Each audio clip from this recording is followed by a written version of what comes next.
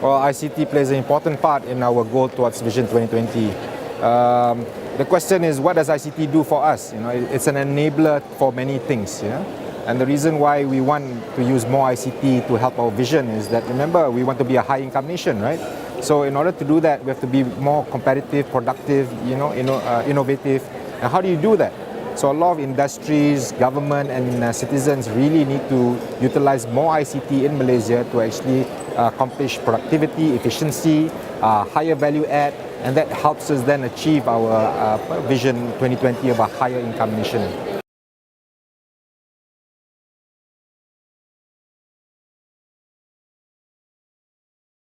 Well, because we realize in this country that ICT is an important enabler. So there are many programs, initiatives around that actually helps us push more ICT utilization.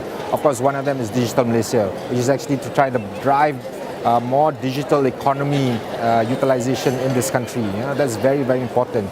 Because if you look at the enterprises and SMEs, I think the utilization rate is still low in terms of really maximizing ICT, both for e-commerce as well as looking at innovative business models to actually expand their business using ICT tools. And then from a citizen perspective, obviously, we want to ensure that more of the services are delivered in alternate forms. Today people are in social media, people uses different short bursts of information. So ICT can certainly play an important role, not only delivering it, but in a faster and different manner to citizens. And then on government itself, of course, government has a big desire to be more efficient in delivering those services. So e-government, a lot of programs Mampu and the government are doing is very important to get that done towards Vision 2020.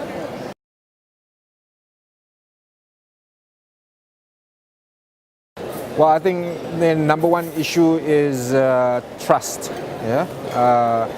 There are many programs on the road. There are many more programs that's coming on stream. I think we have to do a better job in actually building trust and confidence about the delivery of some of these services using technology or ICT.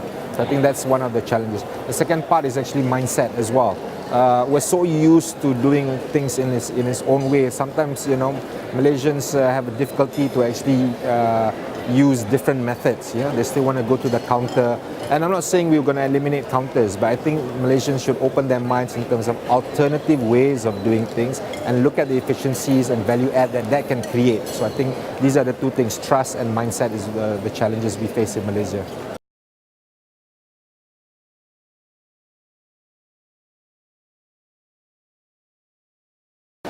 So one of the things that we have done in Malaysia is actually set goals.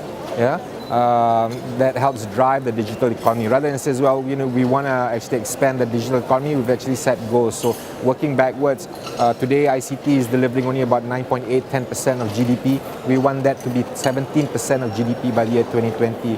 And to do that, it helps to drive a lot of the programs in achieving some of those accomplishments of the digital economy side.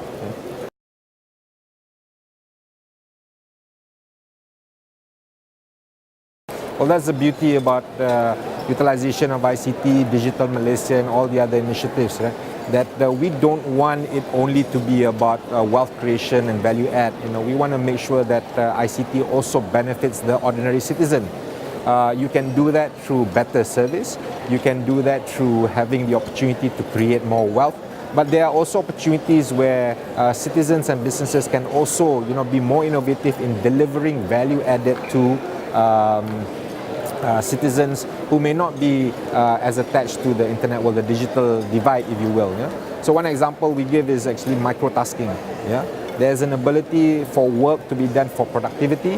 Why not give that work in smaller forms to the lower bottom 40 so that they can do that, and then of course there's an income that they can generate as well. So ICT is a great enabler to actually bridge both gaps with regards to productivity, the work that is to be done, and actually wealth creation and opportunity for the bottom 40. You can only do that through ICT.